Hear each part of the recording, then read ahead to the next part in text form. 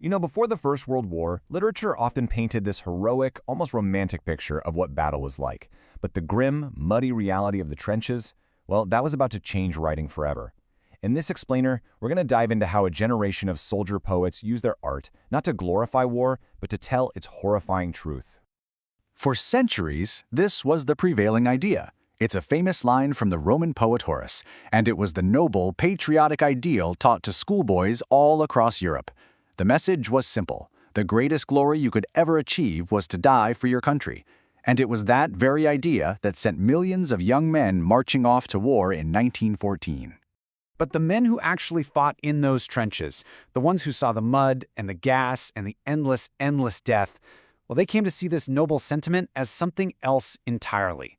For them, it was a profound and devastating lie, and their mission became to expose it for what it was.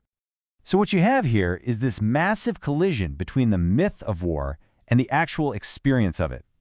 Before World War I, poetry about war was all about heroism, adventure, and glory. But the soldiers themselves, they were living a completely different story.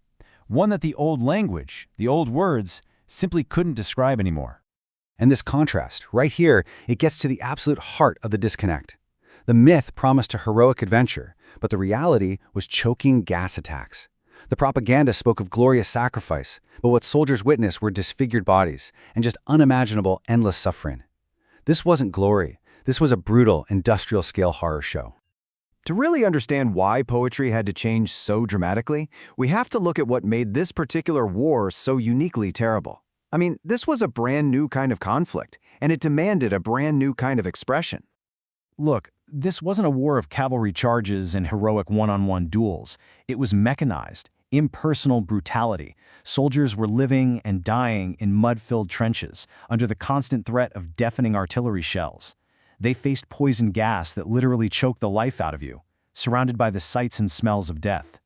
The old poetic forms, well, they just weren't equipped to capture this kind of reality. And so a new kind of poet emerged, right from the front lines.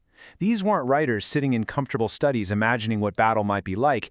These were actual soldiers who felt this profound moral duty to document the truth of what they were seeing.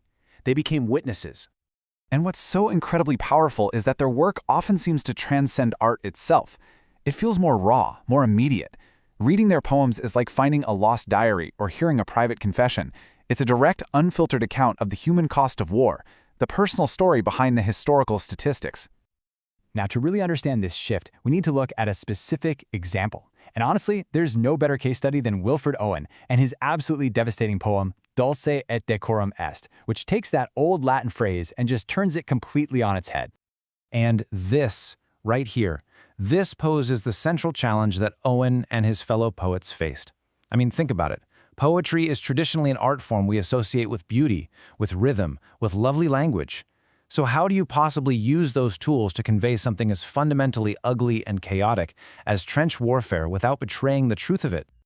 For Owen, the purpose wasn't artistic flourish. It was moral clarity.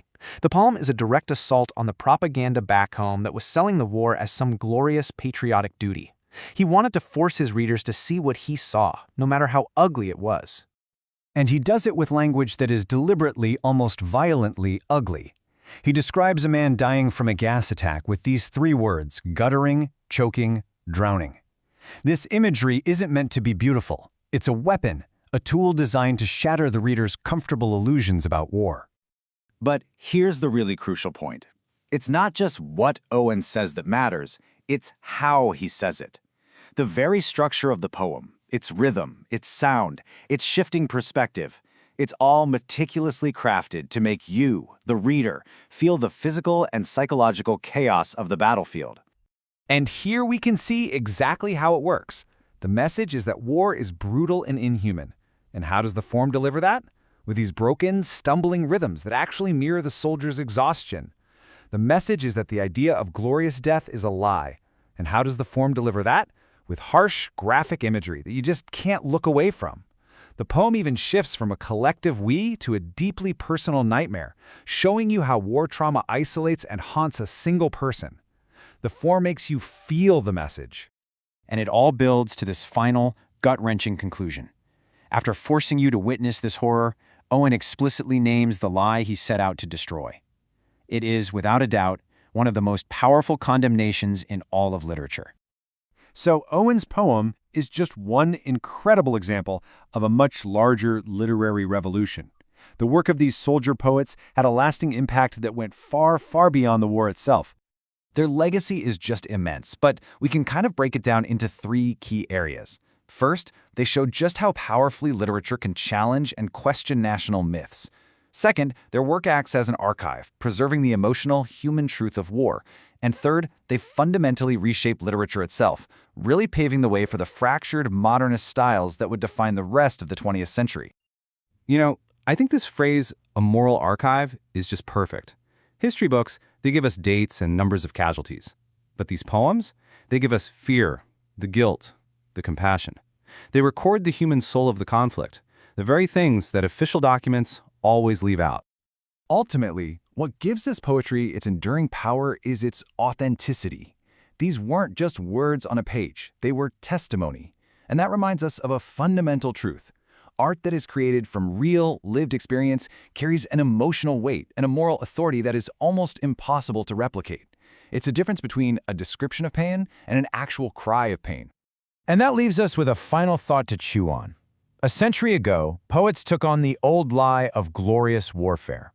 It really makes you wonder, what are the powerful myths, the convenient lies of our own time, and who are the artists out there challenging them today? Thanks for watching.